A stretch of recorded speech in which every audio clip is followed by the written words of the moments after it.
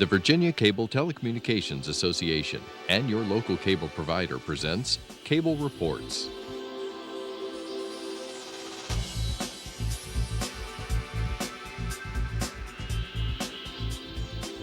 Join us now as Cable Reports brings you up to date on current issues facing the Commonwealth through discussions with your local legislators and other policymakers from across Virginia.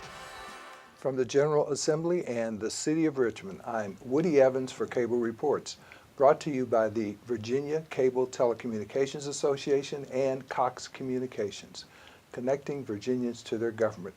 We're pleased to have Delegate Joe Lindsey with us today. Welcome. Thank you. Pleasure to be here.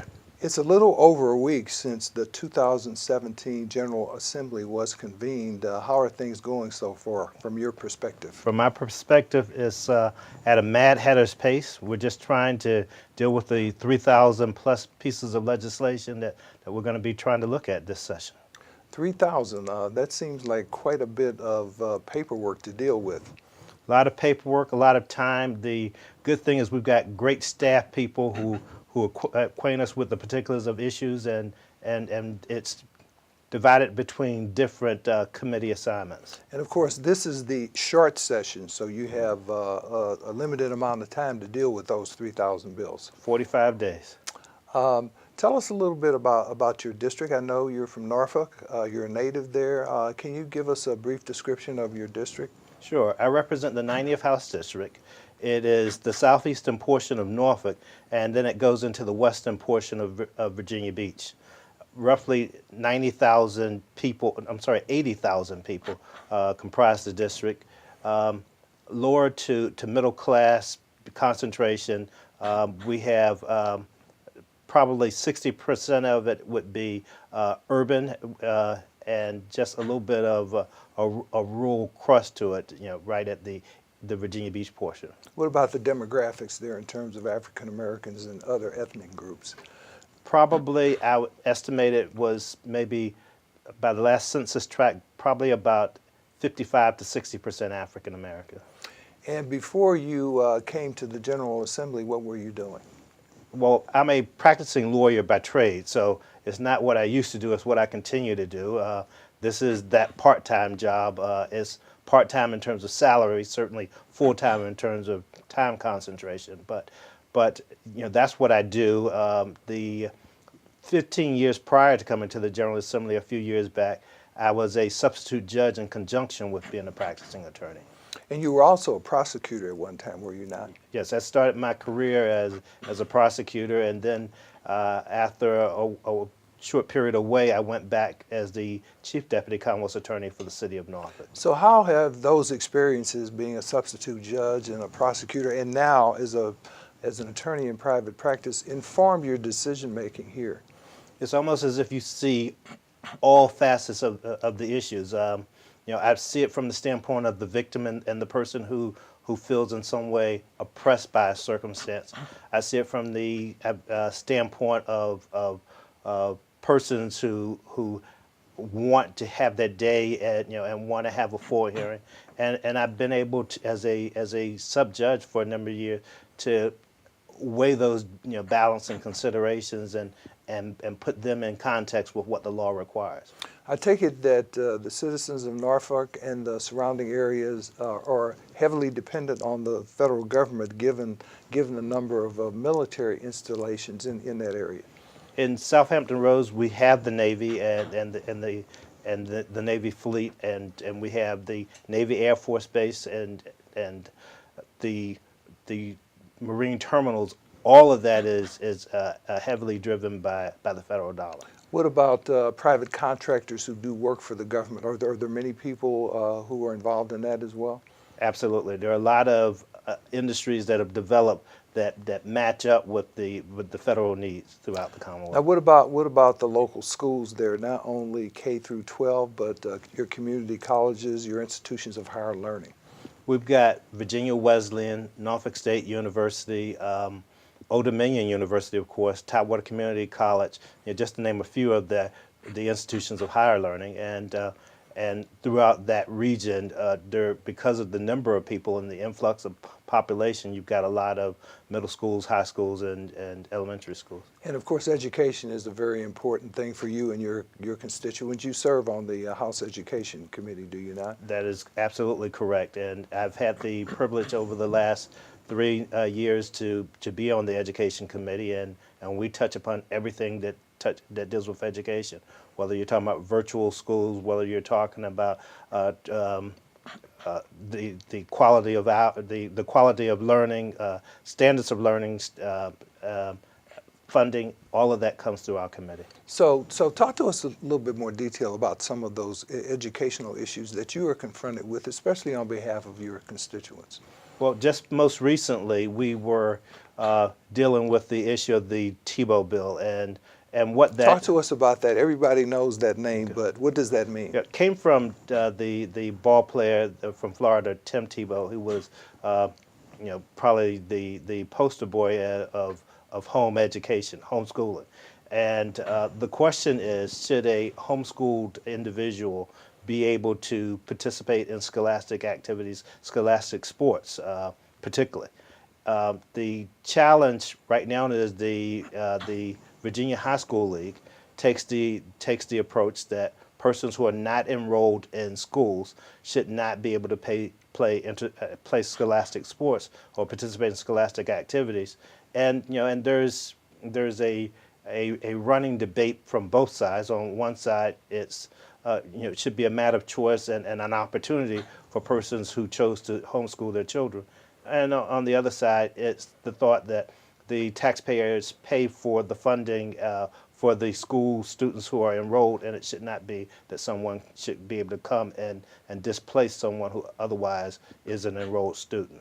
Now, as I recall, did that bill pass the House, fail in the Senate, or was it vice versa? I can't recall. It passed the House last session, but did not make it through. I thought it was a governor's veto, but it could be. Could be. I expect that there's going to be lively debate on the subject. It's made it out of subcommittee. If I were venturing to guess, it will probably go out of the House. I just don't know if it's going to make it through the Senate or past the governor's desk. Now, I take it that local school districts are now beginning to implement the standards of learning reforms that the General Assembly agreed to a couple of sessions ago. What's happening in local school districts in that regard? We've had the stakeholders meet, and it's about trying to deal with the challenges of the balance between testing and testing results, and not making sure, and making sure that we're not simply teaching or having teachers teach to the test, because we're looking at longitudinal growth in our students. Now, I understand that the number of those tests has been drastically reduced.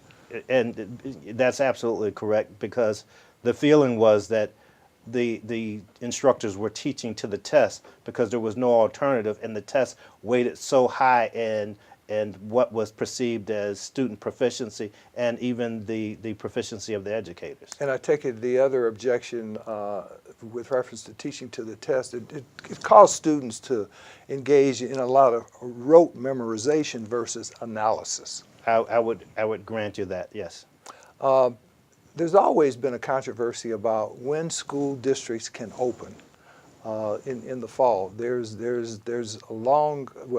bill that's popularly known as the King's Dominion bill, which precludes school districts from opening before Labor Day. Well, remember, I'm from Southampton Roads, so we call it the Busch Gardens bill. Oh, the Busch Gardens bill. Okay, well, that's good. I didn't know that. Same principle, though. Right. So has that been a matter of discussion on your committee and at the local level? Absolutely, and that was taken up last year. One of the thoughts is that learning is eroded during that off period during the summer, and that if we have year-round schools, there's more retention and more growth.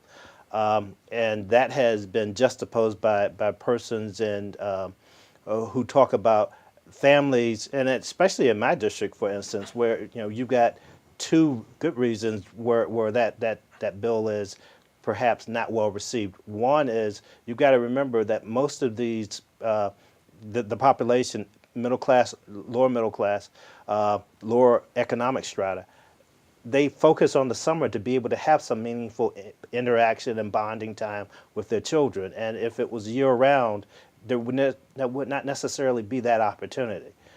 In addition, we've got the tourist industry in Virginia Beach and in Norfolk, and they rely heavily upon the influx of persons coming in during the summer. So, and then we also look at the fact that a lot of the high school kids work in tourist industry during the summer. So it's a competing scenario between those who believe that education should carry the day and that education retention is lost during the summer versus those who believe that that is not quite the case. Now, what about funding for K through 12? I believe the governor in his State of the State address last week indicated that K through 12 funding would be held harmless.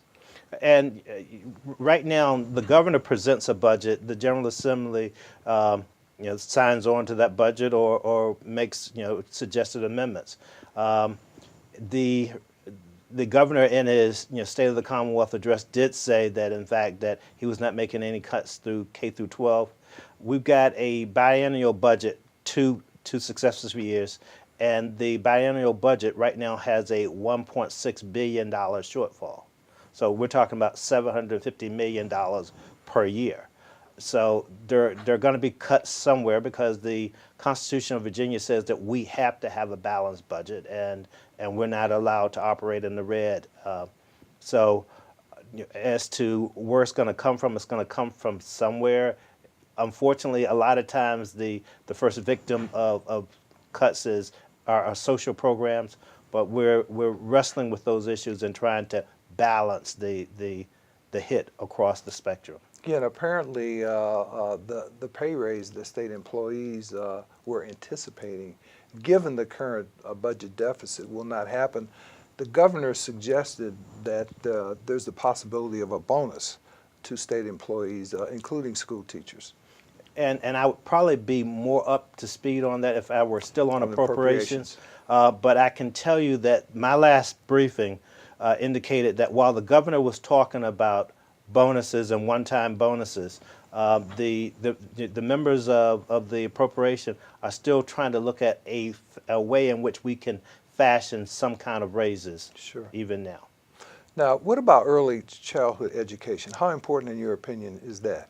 All right. Early childhood education is critically important to the citizens that we're producing.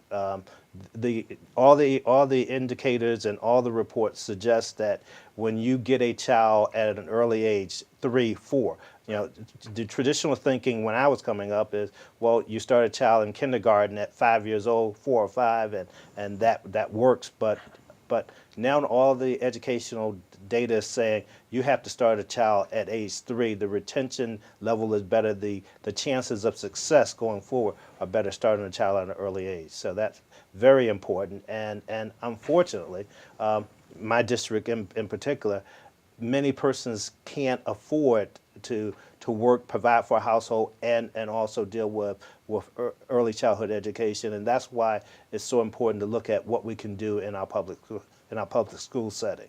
Now I've heard from others that to the extent a child cannot read at the 3rd grade level, when that child reaches the 3rd grade, that's a predictor of failure in many aspects. Absolutely, and I've read those same reports. Now, as it talks about, even I've seen it talks about a predictor of the state needing to build more correctional facilities, because those children who can't read at the 3rd grade level unfortunately wind up in our juvenile justice system and in our adult criminal justice system. Yeah, and it's unfortunate we call it the pipeline to prison, but when we catch, all the reports and all the data say that when we catch the children most early, and we and so we're talking about early childhood education, 3 years old, 4 years, that it bodes better for their chances of academic success.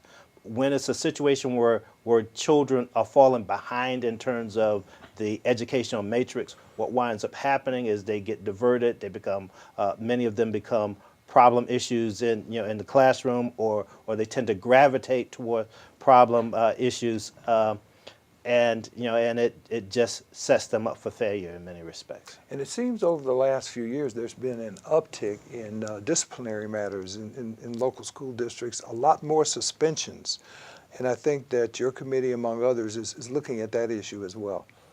I remember when I was in high school, we used to call counselors guidance counselors. And in 2016, 2017, they've gotten away from that because so much of it was felt that many of the aspects of social growth was to be done and performed by the educators, by the counselors. And and that's really not by design. And the situation is one where it starts in the household.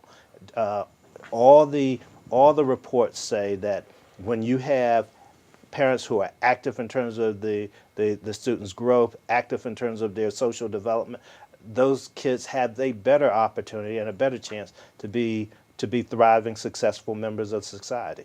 Now we have school resource officers, as they are labeled, and I understand instead of trying to resolve those kinds of difficulties within the school system, you mentioned the pipeline to the criminal justice system. The schools have been referring a lot of youngsters to juvenile court. And it's one of the things, what you're saying is absolutely true. It's one of the things that we're really trying to address now. Because while we certainly understand that the school system should not tolerate lawlessness and disobedience of a criminal nature, so often it's such a wide net that's being thrown that even the slightest infraction is sent in the criminal vein. I don't think that shooting a spitball, while it needs detention or something in the way of in-school redress, while it's technically a criminal assault, it should not be something that we're clogging up the court systems with. Right. You mentioned Tidewater Community College. Our community college system serves a very useful public purpose. In terms of providing opportunities for youngsters and adults to gain certifications or to further their education at our institutions of higher learning, talk to us about the importance of a Tidewater Community College. Well, let me start by saying from Tidewater Community College, from there you go anywhere. And I was on the board for Tidewater Community College, so they're near and dear to me in that respect. What we're finding is that many kids who would otherwise be overburdened by the financial costs of a traditional four-year institution these individuals can go to a community college, not just Tidewater, but you've got Thomas Nelson in the region, and you've got Nova, but they can go to a community college, take 2 years of study there, and then transfer to a traditional four-year institution, get a degree that's just that's of the same par as any of the students that went 4 years, and come out with far less debt. So yeah, the governor talked about the fact that there are a number of cybersecurity jobs available within the Commonwealth, and for those community colleges who provide a curriculum that leads to a certificate, those are well-paying jobs, are they not? Starting $80,000, $90,000 a year, absolutely.